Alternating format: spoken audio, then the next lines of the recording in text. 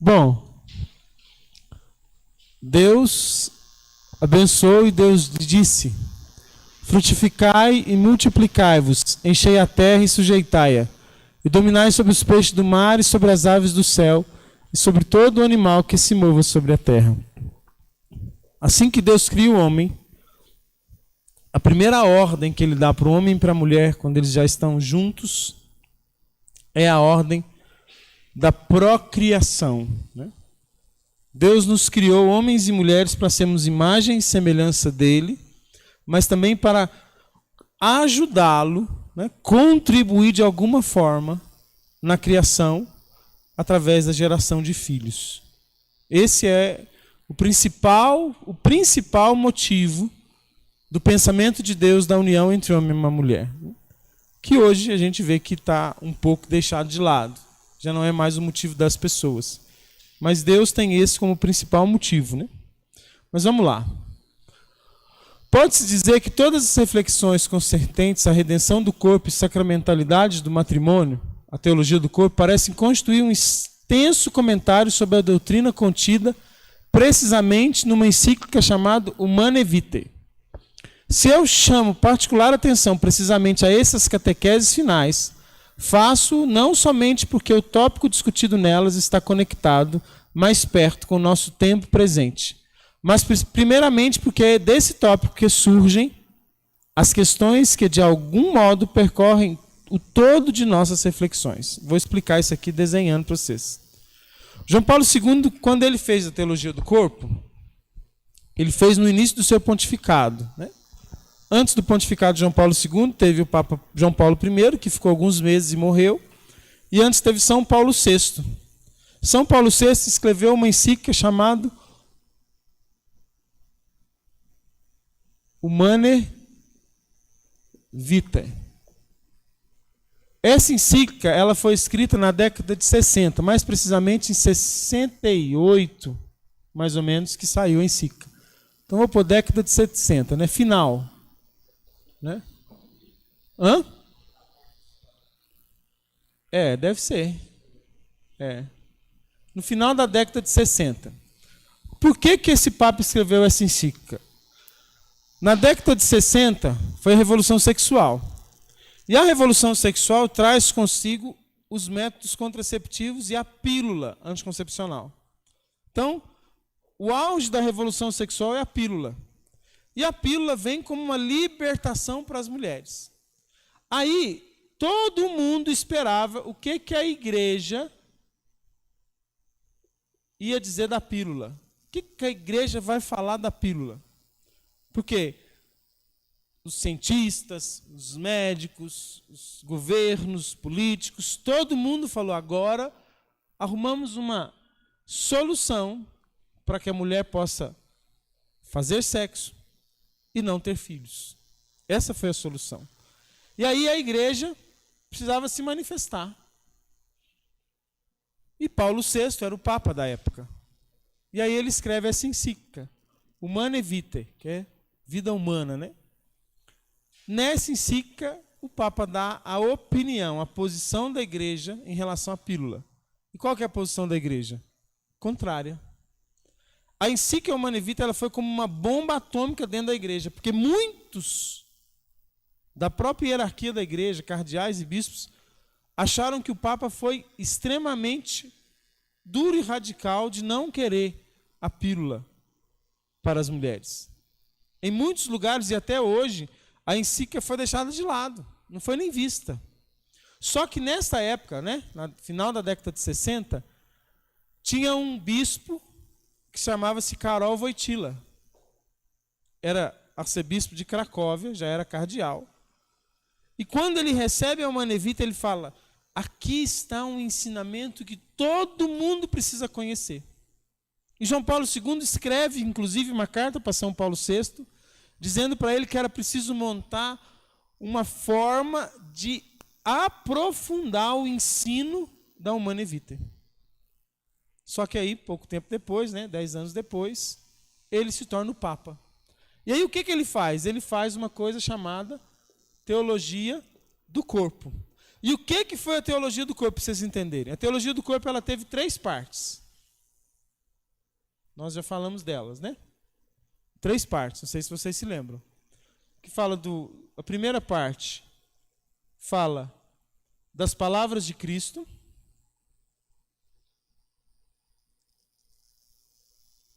Que é o homem original, o homem decaído e o homem escatológico. A segunda parte fala dos sacramentos,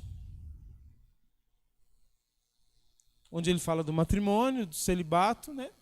E a terceira parte, ele fala da vida como herança. E aqui, o Papa João Paulo II vai fazer um estudo sobre a humana vitae. A humana vitae. Aí, o que está escrito aqui? Traduzindo para vocês. Toda a teologia do corpo, toda ela, foi para fazer um estudo aprofundado da humana vitae. Toda a teologia do corpo foi para poder chegarmos a uma compreensão profunda dessa encíclica, que tem como principal objetivo falar da procriação, da geração de vida, da transmissão da vida. Esse é o principal objetivo da Humana Vitae. Então, podemos dizer que toda a teologia do corpo de João Paulo II, ela combate a cultura de morte, ela dá sentido à sexualidade, toda ela para mostrar que o sentido do encontro conjugal de um homem e de uma mulher é para gerar filhos, para ter filhos, numa paternidade responsável. Então, aqui, por isso que ele está dizendo, que se eu chamo para chamar a atenção precisamente a essas catequeses finais era a Humana Vitae, que ele falou dela. Faço não somente porque o tópico discutido nelas está conectado mais de perto com o nosso tempo presente, mas, primeiramente, porque é desse tópico que surgem as questões que, de algum modo, percorrem o todo de nossas reflexões. Ou seja, as catequeses finais, Humana Vitae, elas passam, de algum modo, em todas as questões que percorremos nas reflexões, ou seja, por todas as questões já tratadas na teologia do corpo. Então o Papa afirma, toda a teologia do corpo foi para mostrar para nós que os métodos contraceptivos são ilícitos, que a união homem e mulher tem 2 significados principais, que é unitivo e procriativo, que é tudo que fala na Humana Vitae.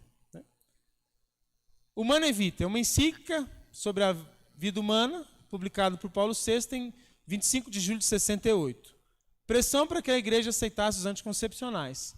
Paulo VI reafirma o perene ensinamento da igreja de que a contracepção deliberada não é moralmente correta.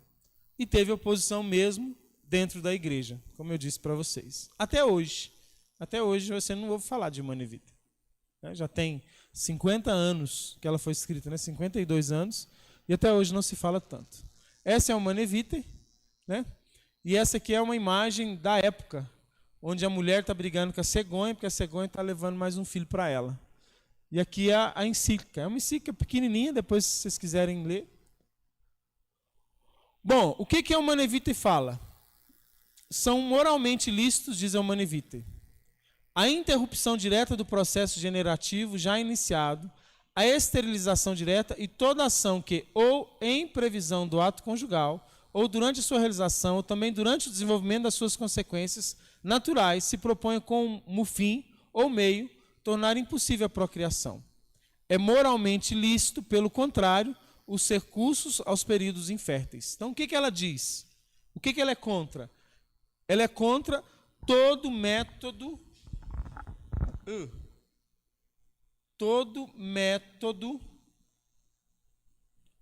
contraceptivo.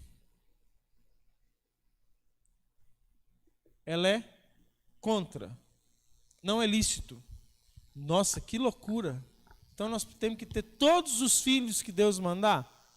Bom, e que você pudesse se responsabilizar. É todos os filhos que Deus mandar que você pudesse responsabilizar. Mas se nesse momento eu não posso me responsabilizar pelos filhos, o que a Humana Vitae diz? Eu vou usar dos métodos naturais. O que é um método natural? É um método que usa dos períodos férteis e inférteis da mulher, como o mais conhecido método de ovulação Billings. Tem outros também. Ela vem dizer isso. De forma natural, podemos sim, de forma natural, espaçar uma gravidez, se eu não posso me responsabilizar por aquele filho naquele momento. Esse é o motivo. Deus quer que tenhamos todos os filhos que Ele mandar e que podemos nos responsabilizar. É a paternidade responsável. O problema consiste em manter a adequada relação entre o que é definitivo, como o domínio das forças da natureza, e o domínio de si. A transposição dos métodos artificiais para a pessoa quebra a dimensão constitutiva da pessoa, priva o homem da subjetividade que lhe é própria e torna um objeto de manipulação. O que o Papa está dizendo? Que os métodos contraceptivos artificiais, eles alteram a natureza do ser humano. Aquilo pelo qual ele existe. E ele cria diversas coisas que tiram todo o mistério de subjetividade que tem na vida conjugal do casal. Por conseguinte, em tal caso, quando o ato conjugal se encontra destituído da sua verdade interior por estar privado artificialmente da sua capacidade procriadora, ele deixa também de ser um ato de amor. Também está escrito na Humanae Vitae. Por quê? Porque o amor é livre, total, fiel e fecundo. E quando eu não quero parte do amor, eu não tenho o amor como um todo.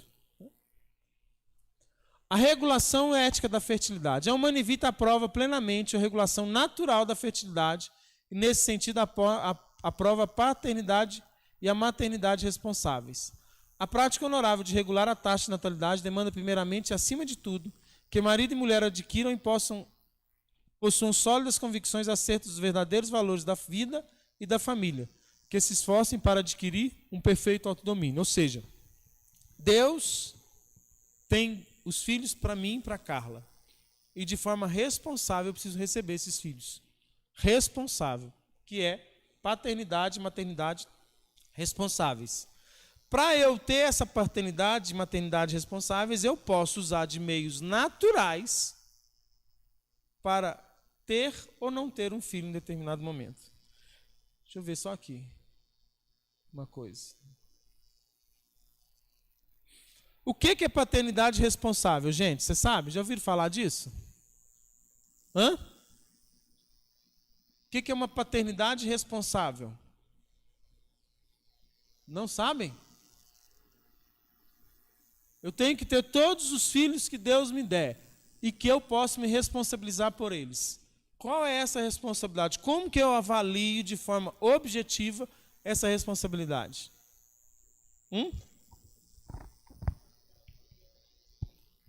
Quê? Uma condição financeira. É um motivo para eu não ter um filho?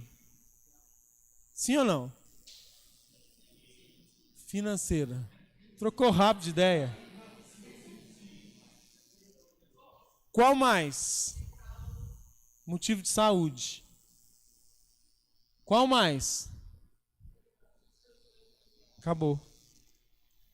São os únicos dois motivos. O motivo de saúde. A mulher, o marido, os filhos têm algum problema de saúde e naquele momento não dá para ter um filho. Pode ser uma saúde física, pode ser uma saúde psicológica, emocional. Só que tem que ser um motivo lícito. Não é porque eu estou assim com dor de cabeça, enxaqueca, que eu não vou ter um filho. É um motivo sério de saúde. Esse é um motivo pelo qual um casal deve espaçar uma gravidez. E motivo financeiro. Que motivo financeiro? Um motivo de aperto financeiro, de não ter dinheiro. De estar numa situação de endividamento, de desemprego. Não é, porque eu comprei um iPhone 6 e estou pagando ele 12 prestações, eu não consigo ter um filho agora. Não, meu filho, vende o iPhone 6, compra um Motorola G5 e tem um filho, tranquilo. Vai dar para pagar um tanto de coisa o iPhone 6, 7, sei lá qual iPhone que está. Porque às vezes as pessoas, na questão tanto da saúde quanto financeira, às vezes as pessoas arrumam desculpas em cima desses dois motivos. Desculpas. Não, paternidade responsável é lícito o casal espaçar uma gravidez por motivo de saúde ou motivo financeiro. Graves. Porque saúde a gente nunca está muito bem mesmo, não. Eu falo assim, saúde é emocional. Tem hora que a gente não está ruim mesmo emocionalmente e vai ficar ruim a vida inteira, então se preocupar com isso não vai ter filho. Tem que ser um motivo grave. E financeiro também. Ou está sobrando dinheiro aí em algum lugar? Todo mundo vive apertado. Mas não é estar apertado, é estar numa situação de necessidade financeira grave. Aí sim eu tenho que espaçar uma gravidez. Isso é paternidade responsável, que a igreja ensina para nós. Para isso eu vou usar de métodos naturais. Métodos naturais. É isso que nós vamos utilizar. Vamos lá. A reverência pelos dois sentidos do ato conjugal só pode se desenvolver plenamente tendo como base uma profunda orientação para a dignidade pessoal, naquilo que é intrínseco à masculinidade e feminilidade na pessoa humana, e inseparavelmente com referência à dignidade pessoal da nova vida, que pode brotar da união conjugal do homem e da mulher. Ou seja, os dois sentidos do ato conjugal só podem se desenvolver plenamente, quando não fere a dignidade da pessoa, naquilo que é intrínseco ao masculino e ao feminino. E essa dignidade do ato conjugal, que é procriativo e unitivo, essas duas dimensões, dois sentidos do ato conjugal, eles são inseparáveis. Inseparáveis. Se, não, hoje eu vou ter um ato sexual só procriativo, não existe. Só unitivo, não existe. Se faltou um dos dois, o outro também deixa de existir. Porque faltou um dos dois, fere a dignidade do ato. Se feriu a dignidade do ato, ele deixa de ser lícito, como um todo. Mas não. Então, por exemplo, quando eu estou usando um método natural para não ter um filho nesse momento, ele não está sendo procriativo? Está. Porque eu estou usando de um método onde eu não estou mudando em nada a natureza. A natureza está livre. Livre para ser quem ela é. Eu não estou mudando nada a dignidade, Eu vou falar mais para frente do método bíblico, vocês vão entender que ele não muda em nada a dignidade. Ele simplesmente é uma autoobservação da mulher que percebe que não está fértil e que uma relação sexual naquele tempo não tem ovulação, porque não tem óvulo sendo solto pelo ovário, não está num período fértil. E aí a mulher pode ter uma relação e não ter filho, com 99% de eficácia, segundo a Organização Mundial da Saúde. Apesar que a Organização Mundial da Saúde a gente não está podendo acreditar muito nela, mas 99% de eficácia, segundo ela. 1%. 1% é porque a natureza está livre. Não tem nada ali. Nada. Que altera, que muda, nada. A natureza está livre. Por isso não fere. Ele continua sendo procriativo, por quê? Porque nós estamos ali de forma livre, naturalmente. Se Deus quiser mandar um filho ali, Ele vai mandar. Por quê? Porque nós não colocamos nenhuma barreira para Deus fazer isso. A não ser usar da nossa natureza, que não tem problema. A natureza foi Deus que criou. Que Deus que deu ela a nós. Nós estamos usando simplesmente do dom, do dom da inteligência, do dom de se perceber para poder espaçar uma gravidez. O Papa Paulo VI nos fala que o amor conjugal é um amor fiel e exclusivo, até a morte. Assim, o concebem efetivamente o esposo e a esposa no dia em que assumem livremente e com plena consciência o compromisso do vínculo matrimonial. E, finalmente, amor fecundo, que não se esgota na comunhão entre os cônjuges, mas que está destinado a continuar se suscitando novas vidas. O amor matrimonial, ele é um amor fiel e exclusivo, até a morte. E fecundo. Ele é fiel, fecundo. Onde está o total e o livre aqui? Exclusivo é o quê? Todo. Só de uma pessoa. E o livre é o compromisso do vínculo matrimonial, com plena consciência, livremente, com plena consciência, assumir o vínculo matrimonial. Livre, total, fiel e fecundo. Esse é o amor conjugal. Esse é o amor matrimônio. Esse é o amor casamento, né? Que não se esgota nos dois, mas que passa para os filhos. Gente, entender que a nossa sexualidade, que o nosso amor, homem e mulher, ele é capaz de transbordar em outras pessoas, que são os filhos. Entender isso, tomar consciência disso, é você como que, sabe quando você fala assim, agora tudo faz sentido? Por que muita gente às vezes não consegue ficar casado? Por que muitos casamentos não dão certo? Porque as pessoas não entram no mistério do todo. No mistério do todo.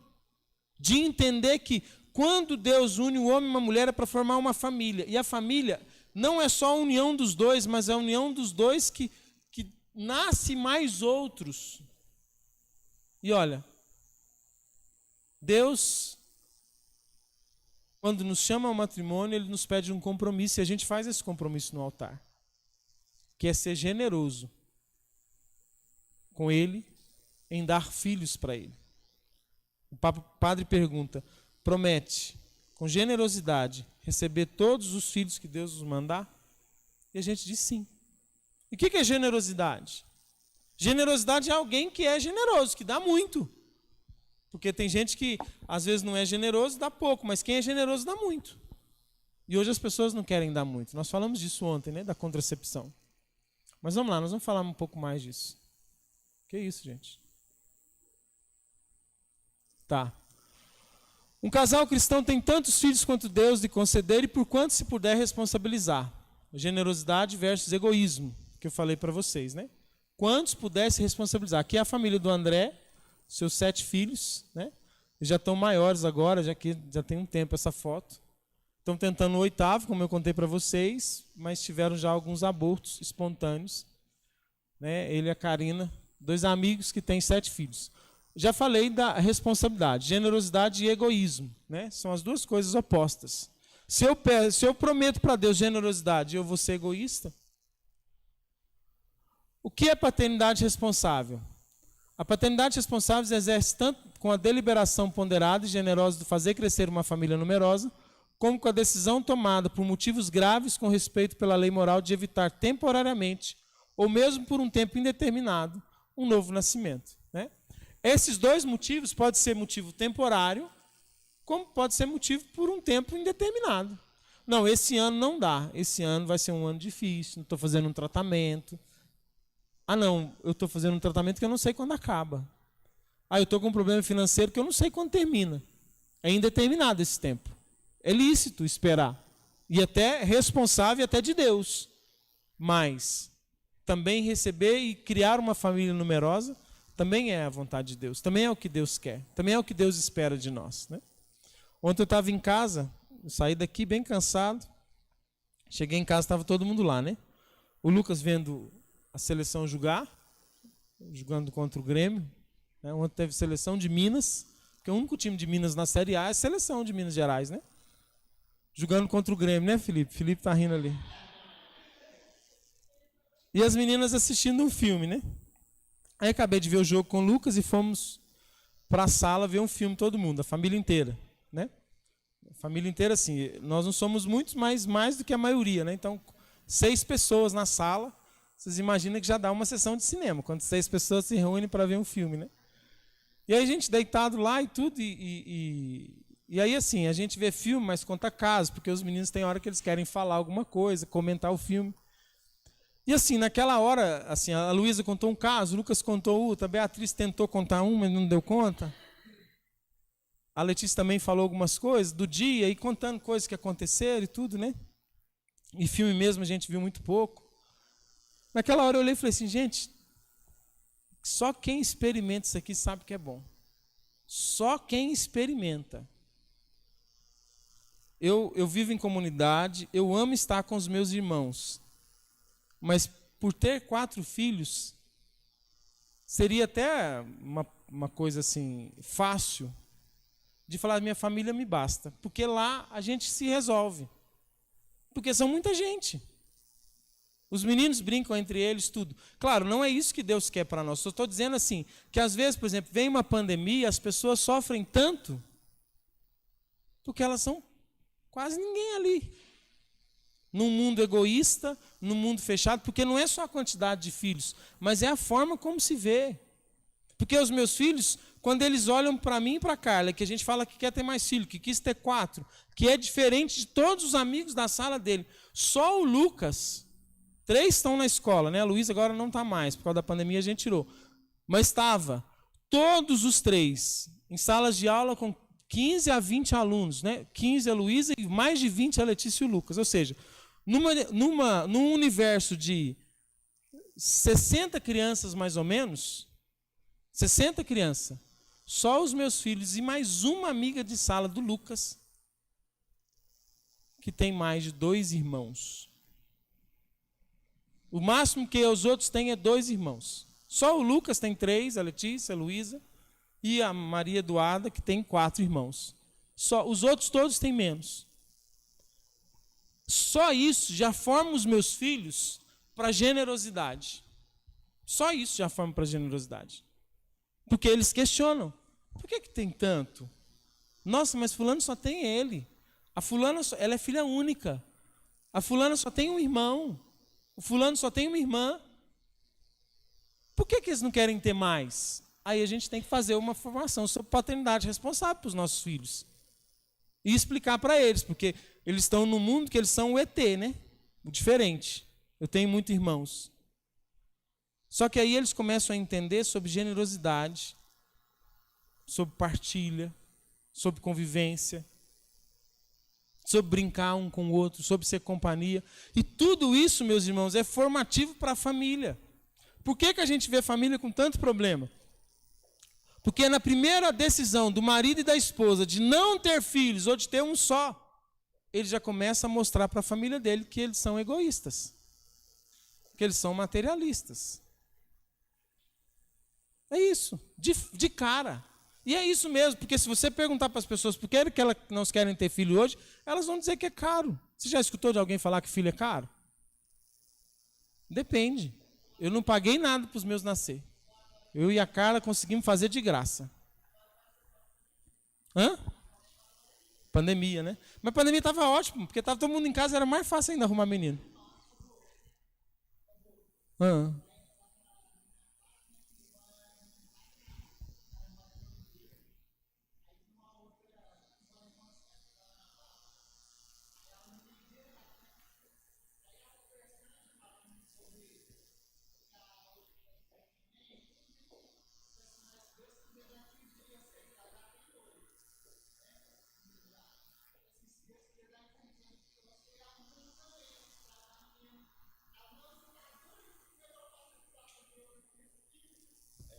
Mas que a preocupação assim, é como é que eu vou dar uma boa educação? Gente, só de dar irmão você já está dando uma ótima educação. Os irmãos ajudam a educar. Ajudam. Eu falo na minha casa assim, o quanto os meninos se formam. O quanto eles se formam. Em muitas coisas, em inúmeras coisas. Mas a gente escuta que filho é caro. Ô, gente, eu sou pobre. Eu não tenho dinheiro, eu não tenho alto salário, eu vivo numa comunidade que vive da providência. A gente recebe uma côngrua que é baixa e que nem sempre tem, porque só recebe se a comunidade alcançar a providência para nos repassar enquanto casais. A gente vive às vezes de ajuda. Eu visto roupa de bazar, meus filhos vestem roupa de bazar que chega aqui de roupa usada, que chega na comunidade. A gente só compra roupa quando fala assim, não tem jeito, tem que comprar, porque vai passar frio, não chegou no bazar, tem que dar um jeito de arrumar uma blusa de frio para esse menino. Aí a gente vai lá e compra. Só nesses casos. E não falta nada para os meus filhos. Nada. Muito pelo contrário. Eles têm abundância às vezes. A gente tira, ontem mesmo a Carla tirou 3 sacolas de coisas e trouxe para o bazar. Porque tem demais. Nós estamos num mundo totalmente consumista, que todo mundo tem que ter demais. Se você escutar os casos das famílias numerosas no passado, por exemplo, a família do meu pai. Meu pai ganhava um sapato por ano. E era um só. Para ir para a escola, para ir na... O resto do dia, que ele não... era descalço. Era um por ano. Para cada filho, como meu avô dava. Com 13º, ele comprava um sapato para cada filho. Todo ano, no Natal, era sapato novo. E não podia usar todo dia, toda hora. Tinha, por exemplo, ia brincar, descalço. Ia para a rua, descalço. O resto, sapato, só um sapato. Por quê? Porque só tinha aquele, se acabasse. E hoje nós temos N facilidade. Gente, é muito mais fácil.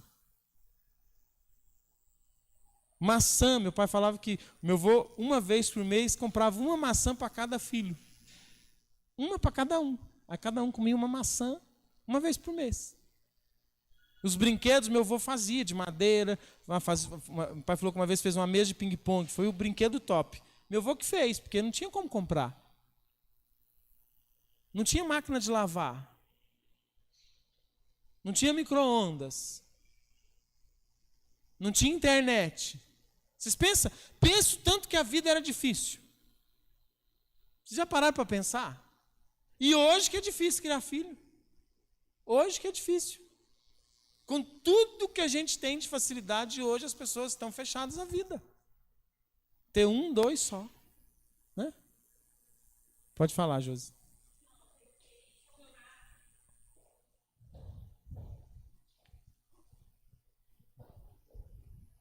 Eu fui para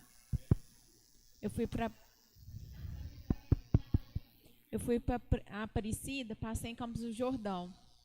E eu fiquei impressionada com a quantidade de cachorro que tinha em Campos do Jordão. Cachorro chique, assim, de raça, andando com os donos assim. E aí eu comentei com o Álvaro assim, Álvaro, o que é isso? Eu falei, não, é mais fácil ter um cachorro do que ter um filho. Claro, claro. Tipo, as pessoas não querem ter um filho que chora, que pede isso, que pede aquilo. Leva que questiona, que cobra. Tipo assim, é mais fácil deixar o cachorro lá no... E o cachorro se transformou em membro da família. A gente vai em alguns lugares, a gente vê placa. Pode trazer seu pet. Seu pet é bem-vindo, né? No shopping, nos hotéis, tudo pet pode. E aí você vai, por exemplo, eu vou viajar com 4 filhos, a gente não encontra quarto de hotel que cabe a família inteira. Tem que dormir sempre alguém na cama da gente, porque os quartos de hotéis é no máximo 3 pessoas. 4 pessoas, não, é um casal e 2 filhos. Aí eu falo, mas eu tenho 4, como é que faz? 4? Não, se você quiser trazer o cachorro, dá, mas 4 filhos não dá. É assim que está a estrutura, né? E, gente, é muito complicado. Uma vez falaram comigo assim, mas se você tiver mais filho, como é que você vai fazer para caber no carro, para viajar? Faz, gente. Ou eu vou viajar, ou eu vou ter filho. O que vale mais? Ter filhos. Ou vocês acham que os nossos avós faziam viagens? Aquela renca de menino. Tinha 10. Primeiro que nem carro eles tinham. Nem cabia 5, nem cabia 10. Mas só que eles não colocavam a esperança, a felicidade nas coisas que eles podiam fazer ou ter. Mas em quem eles eram. Uma família. Ali estava a felicidade. O problema é que construíram em nós uma ilusão de vida, de mundo, que realmente, nesta ilusão de vida e de mundo, um filho é um peso. Mas nós vamos entender o que realmente tem valor. O que realmente tem valor. A decadência da família se deve ao fechamento à vida. Porque eu vou te dizer, meu irmão, um casal que se divorcia, se ele tivesse 5, 7, 8 filhos, talvez ele não teria nem tempo de ter problema com a esposa. É fato. Ele estaria tão fora de si, se doando pelos filhos, o marido e a mulher, que tudo aquilo que são os egoísmos, as brigas que eles têm por causa de pensar em si, elas não existiriam. O problema é que quando a gente começa a limitar o amor deixa de existir. E aí quando deixa de existir é a degradação que a gente tem da família e do mundo. A reposição de uma sociedade precisa de, em média, 2,5, 2,6 filhos por casal. Para poder ter uma manutenção, ou seja, para poder repor. O Brasil hoje é 1,9, não repõe mais. A gente fala de reforma da Previdência, todo mundo mete o pau. Não tem jeito. Se tivermos poucos filhos, não tem previdência que consegue se manter. Sabia? Um dos problemas da Previdência é esse. E eu vou dizer, nós, mais vocês até do que eu, se nós não tivermos filhos, nós vamos ter problema em nos aposentar. Porque se não tiver quem está trabalhando e contribuindo com a Previdência, quem está recebendo não tem onde receber. É uma matemática, gente. E precisa de ter muita gente trabalhando para ter gente recebendo a aposentadoria. Porque é o dinheiro de quem trabalha que mantém a Previdência. O que nós temos hoje um buraco na Previdência? Por quê? Porque nós temos muitos velhos e pouca gente trabalhando. E a tendência da gente ter menos filhos essa é a tendência no futuro. Vocês estão entendendo? Quanto mais a gente se fecha a vida, mais isso vem contra nós. A Europa hoje está sendo tomada pelo islamismo. Europa cristã. E por que eles estão tomando? Não é só porque eles vão para lá, porque tem refugiados lá. Essa ideia, ela é rasa, se pensarmos assim. O problema é que eles vão para lá, e vão lá, por exemplo, 10 famílias. Aí tem 10 famílias muçulmanas e 10 famílias europeias nativas, da cultura europeia. Então são 10 e 10, certo? As 10 famílias, ou seja, as 10 famílias europeias, têm, em média, 10 filhos. Porque lá é um só, se tiver. E as 10 famílias muçulmanas têm 80, porque é 8 mais ou menos por família. Vocês estão entendendo por que eles estão engolindo? É porque os europeus se tornaram egoístas. Os muçulmanos não. Quem se torna egoísta se mata. Se destrói. Quem é generoso traz vida. É isso. É uma conta base. O que acontece no nosso país e acontece em vários lugares. Muita gente vem falar comigo assim, não, mas você tem esse tanto de filho. Eu falo, não, mas você não tem medo da sociedade que eles vão crescer, no mundo que eles vão viver, esse mundo tão difícil. Eu falei, o mundo está tão difícil, sabe por quê? Famílias que têm condição de dar uma boa criação, têm 1, 2 filhos. E famílias desestruturadas, na sua maioria, é que tem mais. Aí como que é que vira a sociedade? De gente que às vezes não teve uma estrutura familiar boa, são a maioria. Então, as famílias que às vezes se propõem a ser uma família, a educar um filho, a fazê-lo crescer numa boa educação, elas precisam ter filhos para que a gente mude o mundo. Não é pensando na minha casa só, não, é pensando na que a gente pode transformar a sociedade. Agora, nessa ideia pequenininha, e olha, filho dá trabalho? Dá. Dá trabalho. Vocês acham que não? Dá trabalho. Mas passa. E passa muito rápido. E o que fica não é o trabalho. O que fica é o amor. A minha filha Letícia está com 11 anos já. Ela já não me dá o trabalho, por exemplo, que a Beatriz me dá. Ela me dá outro trabalho, é fato. São coisas diferentes e fases diferentes. Mas tudo passa muito rápido. Daqui 11 anos, que é a idade que a Letícia está hoje, mais 11 anos, talvez ela nem esteja na minha casa mais. E aí eu vou ficar com saudade do trabalho que ela me dava. Olha, não tem nada mais gratificante, não tem nada mais que realize uma família do que os filhos. Nada. De todas as realizações que um casal pode buscar, o ápice delas, não é só ela, claro, mas o ápice delas são os filhos. Olhar para aquele fruto do amor. É como se você olhasse para uma árvore que você plantou e pudesse escolher os frutos dela. Esses são os filhos na vida do casal. E que Deus coloca esses filhos como bênçãos. E pouca bênção é pouca bênção. Não precisa nem... E muita bênção é muita bênção. Aí a gente quer, eu quero pouca ou muita bênção. Essa é a decisão que a gente tem que tomar. Eu, de verdade, assim, eu queria muito conseguir passar para as pessoas o tanto que é bom ter pelo menos 4 filhos. Que cada filho meu que chegou melhorou a minha casa. Melhorou nossa convivência. Melhorou nossa família. Por isso que eu quero o quinto, se Deus quiser, ano que vem.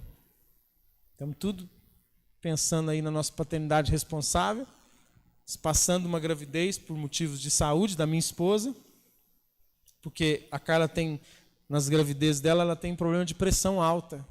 Inclusive já teve um pré-eclâmpsia. Então, quando a Beatriz nasceu, nós ficamos com medo de não poder ter mais filho, porque cada gravidez é um problema e os médicos, a maioria já não querem nem mais que a Carla tenha filho, não quer acompanhar.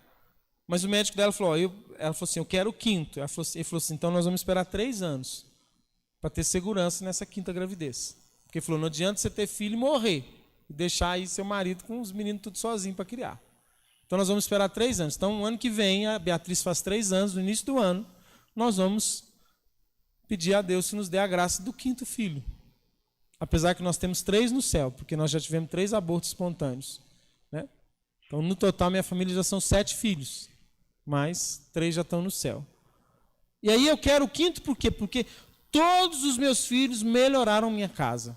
Melhoraram. E a gente já vê a Beatriz com 2 anos, já vai dando uma saudade de ter um bebezinho para a gente cheirar aquele cheirinho de bebê.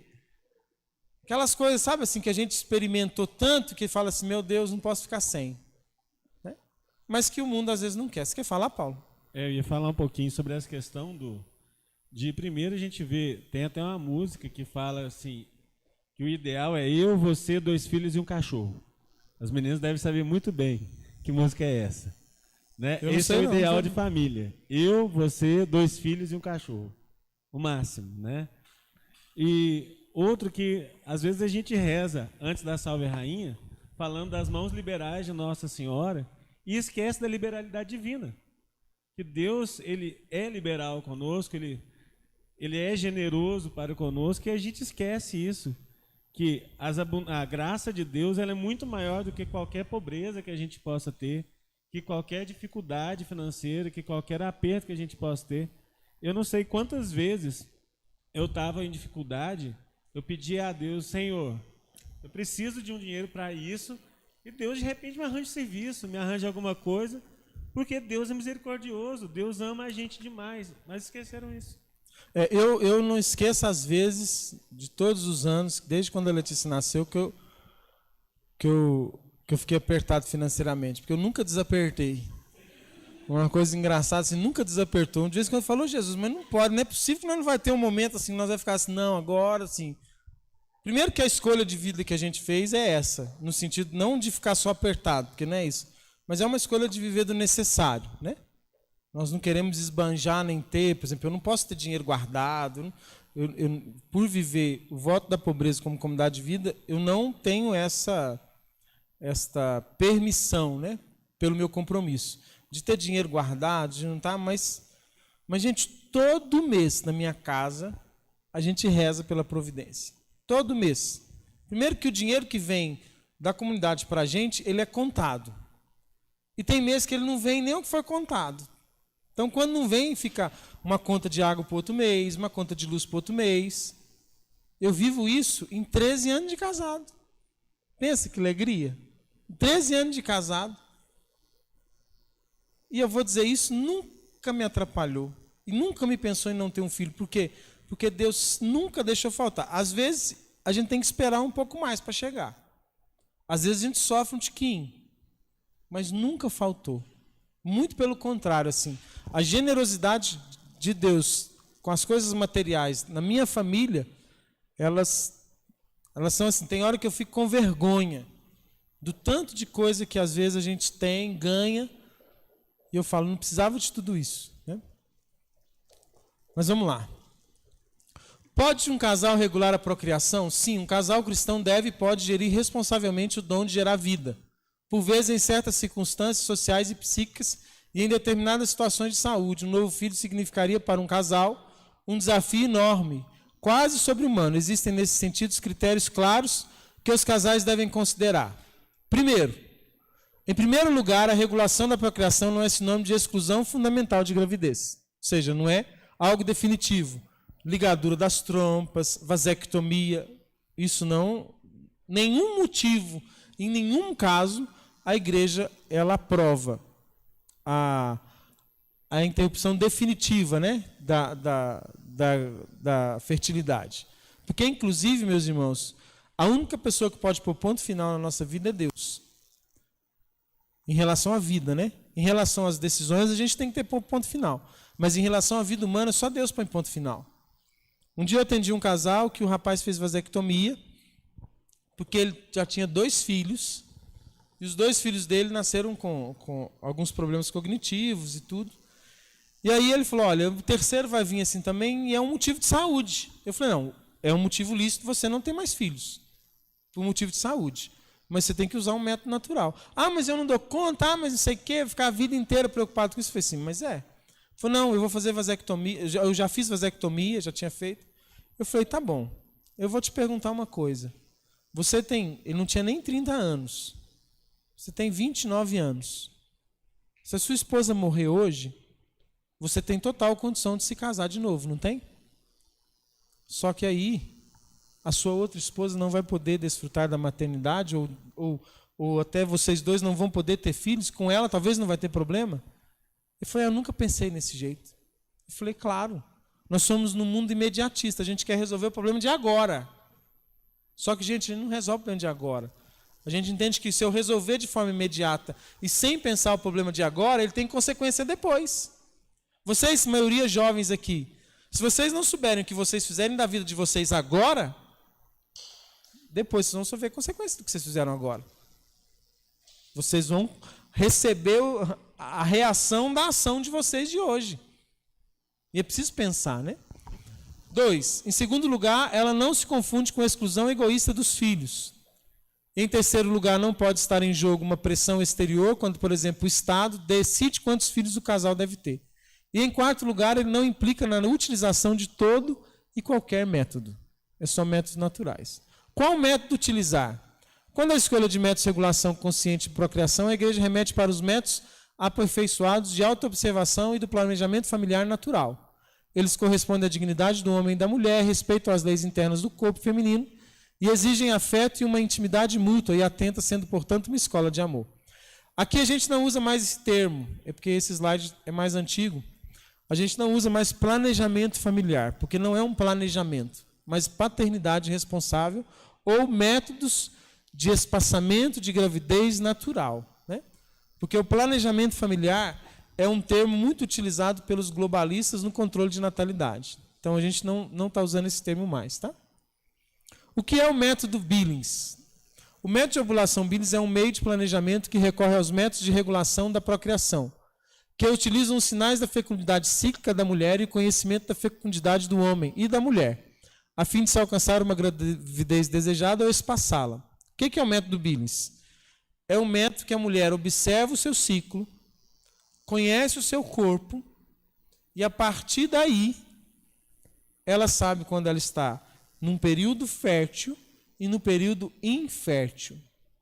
Relação sexual no período fértil, o que faz? Neném. No período infértil, não tem gravidez, né? Ou 99% de chance de não ter gravidez. No período fértil, sabe quantos por cento de chance de ter gravidez? Muitos por cento. Não é todos, mas muitos. No período infértil, 1% só de chance de engravidar. Ah, mas como que é isso? Bom, você tem um ciclo, não tem? Um ciclo menstrual, não tem, meninas? Ou todo mês, ou de um mês e meio, chega, né? Aquela coisa que chega, que incomoda, que dá cólica, então. Aquilo mostra que você ovulou. Mas você não ovula o mês inteiro, você ovula alguns dias do mês. E são poucos dias. Porque tem gente que fala assim, nossa, mas só pode ter no período infértil. É o maior período do ciclo. É o maior período do ciclo. Claro, tem os benefícios do período fértil? Tem. A mulher no período fértil, ela tem mais desejo, a libido dela é maior no período fértil, né? É como se o corpo dela também já estivesse pronto até para a relação sexual. Mas é um período curto comparado com o período infértil, né?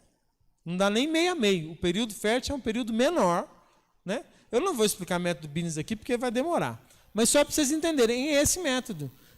Nós usamos lá em casa ele 13 anos de casado. Nunca utilizamos outro método. Só o método Billings. Até hoje. E na comunidade, todos os membros casados utilizam o método Billings. É a regra de vida da comunidade que os casais não utilizem outro método para espaçamento de gravidez. Por que o método Billings? Tem outros métodos naturais? Tem. Tem método da temperatura, que a mulher usa um termômetro e conforme a temperatura ela sabe a fertilidade. Desculpa. Tem método da saliva. Esse até a gente tentou usar no início do nosso casamento, mas não é muito fácil. Você tem um microscópio, compra na farmácia um microscópio para você, a mulher pega um pouquinho da saliva e a gente olha a saliva e na saliva tem a presença de alguns hormônios que mostram que ela está fértil ou infértil. Só que dava trabalho demais. De repente está no maior clima, agora pega a saliva, olha a saliva. Vai dar errado. Não, é melhor não mexer com isso. O método Billings é muito mais prático, muito mais fácil, né? Madre Teresa de Calcutá, ela... Deixa eu ver se tem mais alguma coisa do método. Aqui está, né, a questão de um gráficozinho assim do método que diz o seguinte: quando tem flor, que tem vida. Período fértil. Período infértil. Período que pode haver uma fecundação, né? Então é mais ou menos assim, um desenho de um ciclo, né? Está aqui. Motivos para você viver o MOB. Gratuito, possui 99% de eficácia, é cientificamente comprovado, mantém a fertilidade intacta, não tem contraindicação, é natural, favorece a harmonia conjugal e monitora a saúde reprodutiva da mulher. Os 8 motivos para a gente usar. Madre Teresa, ela... Deixa eu só ver uma coisa aqui. Madre Teresa de Calcutá, ela pediu que todas as suas irmãs fossem instrutora do método Billings. O método Billings foi criado por um casal australiano, Dr. John e Dra. Evelyn Billings, um casal de médicos, cientistas, que estudaram o ciclo da mulher e viram que era possível, através de observação do muco vaginal da mulher, ela entender, né, só resumidamente, ela entender o seu ciclo. E a partir daí, eles criaram esse método. Por isso chama método de ovulação Billings, que foi um casal que criou. E Madre Teresa foi lá encontrar com o Dr. John e falou: eu quero que o senhor ensine para todas as irmãs. Porque eles cuidavam de pessoas muito pobres e que tinham muitos filhos e que tinham um motivo responsável de evitar, né, uma gravidez, porque eram pobres demais.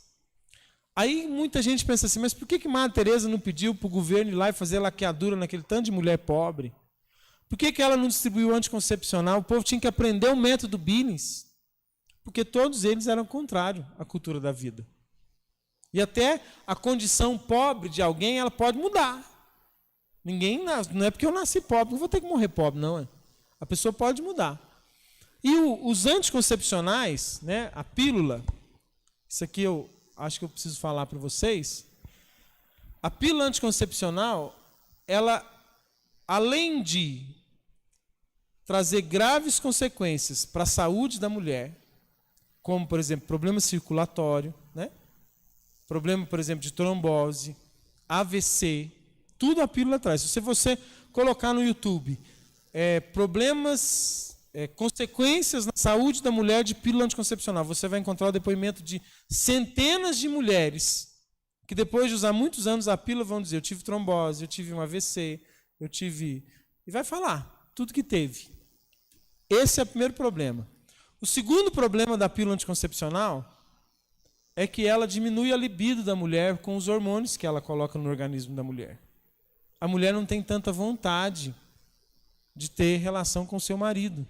A pílula diminui a libido dela.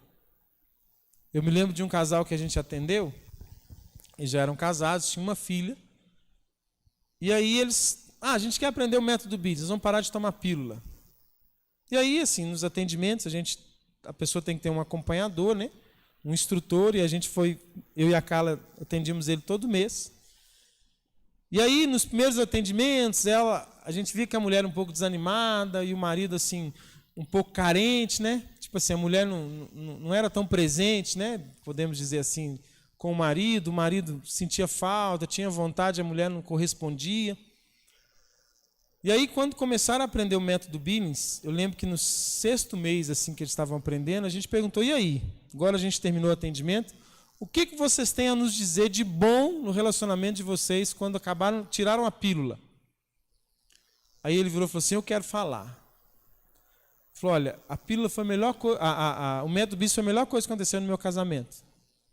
Porque eu tinha uma esposa fria, eu tinha uma esposa que eu tinha que fazer um malabarismo inteiro para poder ela conseguir ter alguma coisa com ela, que ela tinha dor de cabeça todo dia, que ela sempre não queria. E quando tirou a pílula do organismo da minha esposa, eu é que fujo dela, tem dia, porque ela ficou uma mulher bem diferente. Vocês estão entendendo assim? Então, a pílula influencia nisso. E o terceiro motivo, que foi o principal motivo de Madre Teresa não querer distribuir pílula, que é o motivo da pílula e do DIU, que Madre Teresa também não quis pôr DIU nas mulheres, porque ela conseguiria de qualquer fundação DIU para pôr nas mulheres da Índia, todas pobres, é o motivo dos abortos ocultos. A pílula e o DIU provocam abortos ocultos. O que é isso? Vocês lembram da trompa que eu desenhei ontem, aquela boniteza? O ovário, né? Eu sou muito bom em desenhar. Aí tem o útero, né? Essa aqui desgrudou. Aqui tem os óvulos, né? Vamos lá, vamos ver se vocês aprenderam com o meu desenho de ontem. O que acontece? O óvulo sai, fica aqui esperando o espermatozoide. O espermatozoide vai lá, encontra e os dois fazem um coração, assim, eles se encontram. Né? E aí o que acontece depois? Ele vem, desce, aí tem a nidação aqui, né, no endométrio, não é isso? Ele vem, desce, o coração gruda aqui, certo? O espermatozoide, a pílula anticoncepcional, a primeira pílula, ela tem 2 hormônios, e você lê isso na bula. O primeiro hormônio impede que o espermatozoide passe para dentro do ovário e morra antes de passar. Só que se esse hormônio falha, porque ele pode falhar, inclusive porque a pílula tem 97% só de eficácia, se ele passa e encontra e faz o coração aqui, a pílula tem um segundo hormônio que impede que ele grude na parede do útero. Então ele desce, o óvulo fecundado, né, já o fetozinho desce, e chega aqui, ó, ele não consegue grudar, porque tem um hormônio que atua no endométrio que impede dele grudar, porque ele tem que grudar mesmo, ele tem que entrar como se entra num ninho. Aí tem um hormônio que impede, que coloca o endométrio numa forma que não consegue grudar. Aí o que ele faz? Ele morre. É um aborto oculto, que acontece com 7 dias de gravidez. Aí quem sabe que teve aborto com 7 dias de gravidez? Primeiro porque ele é algo microscópico que sai junto com o sangue da menstruação. Ele vai sair junto. A mulher vai imaginar assim, a minha menstruação adiantou. É a única coisa que ela pode acontecer dela ver. Que às vezes nem adianta, que às vezes é mais ou menos na mesma época. Esse é a ativação da pílula anticoncepcional. E o DIU? O DIU, como que ele faz aborto? Vocês sabem como é que funciona o DIU? Não aprenderam, não? Como que é? Quem sabe? O DIU é um dispositivo que coloca dentro do útero. Dispositivo intrauterino. Então ele atua no útero. Os mais novos tentam matar o espermatozoide. Os mais novos. Mas se não matar o espermatozoide, porque o espermatozoide é menor do que o óvulo. Então pode ser que o espermatozoide passe. Ele mata o óvulo fecundado. Os mais antigos, principalmente aqueles de cobre, eles só matam o óvulo fecundado. Então, o DIU é abortivo. Por quê? Porque a vida começa quando? Aqui, ó. Aqui que a vida começa. Quando o feto chega aqui, ele já está em 7 dias de vida. Ele já tem 7 dias de vida. Eles já são milhares de células. Já tem cromossomo. Tudo que eu falei ontem do aborto já está pronto. E aí o DIU mata ele. O DIU, ele é tipo uma umas varinhas assim, né, que tem assim, que fica lá dentro do útero. E ele fica matando os óvulos fecundados ali dentro. É isso que ele faz. E a pílula é isso aqui. Você pode ver, na bula está escrito assim, na pílula. Na pílula da bula está escrito assim: impede a fecundação e impede que o ovo fecundado grude no endométrio. Eles põem ovo fecundado.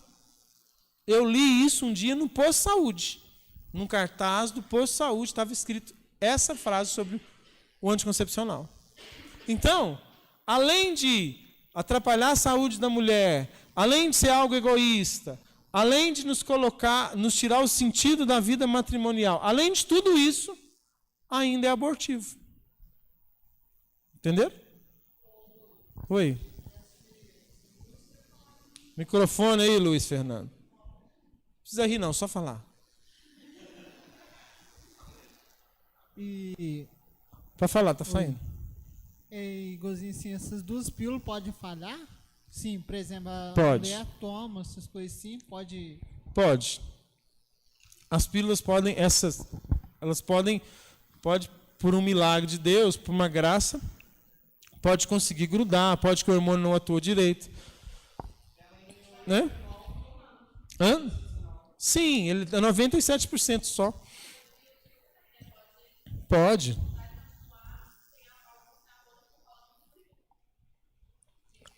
O aborto, por exemplo, a criança pode estar com o DIU lá, fecunda, e depois com 10 semanas, com 12 semanas, o DIU mata ela. Pode acontecer também. Né? Agora tem criança que nasce com o DIU na mão. Já deve, põe foto depois no Google. Criança segurando o DIU. Bebê, parto que o bebê nasceu segurando o DIU. Ele nasce com o DIU na mão, assim. Acontece também. Mas a chance de aborto é muito grande com o DIU. Porque se ele falhar nos 7 dias, que já é aborto, é perigoso ele matar depois o bebê. Também. Então, esses médicos contam isso para nós? Não, não contam. Ah, por quê? Porque não tem outro jeito. As pessoas querem fazer sexo, gente. E elas têm direito. Parece que fazer sexo se tornou um direito. É um direito. Ter prazer é um direito. Não é um direito. A relação sexual é um dom. A entrega do marido pela esposa, a esposa pelo marido é um dom, não um direito. É um dom. E aí, o que eu queria dizer a respeito também, para a gente terminar esse assunto de métodos contraceptivos, é que, mesmo com tudo isso, né, a pílula anticoncepcional ainda pode fazer uma mulher infértil. Tem mulheres que tomam pílula 20 anos, começam a tomar na adolescência, aí começam a tomar com 15 anos, aí com 25, com 30 e tantos anos vão querer ter filho. Pílula é hormônio. E hormônio para causar infertilidade, porque ele quer barrar a fertilidade. E esse hormônio vai atuando no corpo da mulher, atuando. Depois de 20 anos de muito hormônio infértil, a mulher quer ser fértil. Eu conheço vários casos de mulheres que não conseguem engravidar por uso excessivo e por tempo duradouro de uso de anticoncepcional. Não conseguem ter filhos. Isso também é um outro problema. E que o controle populacional acha ótimo, né? A gente fazer isso, né? Usar anticoncepcional há muitos anos, depois não conseguir ter filho. Aí vai fazer inseminação artificial, aí vai um tanto de coisa. Por quê? Porque o organismo da mulher não consegue mais uma fecundação por si só, pela quantidade de hormônio presente naquela mulher. Conclusão. No centro da espiritualidade conjugal está, pois, a castidade. Não só como virtude moral, formada pelo amor, mas igualmente como virtude ligada aos dons do Espírito Santo. Antes de tudo, com o dom da reverência pelo que vem de Deus. Toda a prática da honorável regulação da fertilidade, tão estreitamente unida à paternidade e à maternidade responsáveis, a parte da espiritualidade conjugal e familiar cristã, e só vivendo segundo o Espírito, se torna interiormente verdadeira e autêntica. A castidade no matrimônio não está só em não fazer coisas imorais, mas também em viver o ato conjugal completo, unitivo e procriativo. Então, depois de casado, o que é viver a castidade? É viver um amor livre, total, fiel e fecundo. É viver com a minha esposa o amor, o prazer, a entrega, mas sem excluir nada que exige o ato conjugal. E uma das coisas que ele exige é a abertura à vida, é a abertura aos filhos. Aqui é o encontro de dois santos, São João Paulo e São Paulo VI. O Manevita e Teologia do Corpo. Né? Esses dois se encontraram algumas vezes, porque no Concílio Vaticano II, né, os dois estavam lá presentes. Nos últimos anos foram os maiores defensores da vida. Né? Eu falei de João Paulo II ontem, mas também Paulo VI. Paulo VI sofreu muito com o Manevita. E até hoje sofre. Até hoje é tratado como um papa que não fez bem para a igreja, um papa disso, daquilo. Né? Pessoas que não aceitam o concílio também falam muito mal dele. Mas foi um santo que não abriu mão das convicções e dos valores que ele tinha como um servo de Deus, né? Como alguém que servia a Deus. Né? Eu amo demais os dois, viu? De verdade. São dois homens que marcaram a história, que enfrentaram o mundo, que enfrentaram o globalismo, que enfrentaram a cultura de morte. Né? Esses dois. Amém?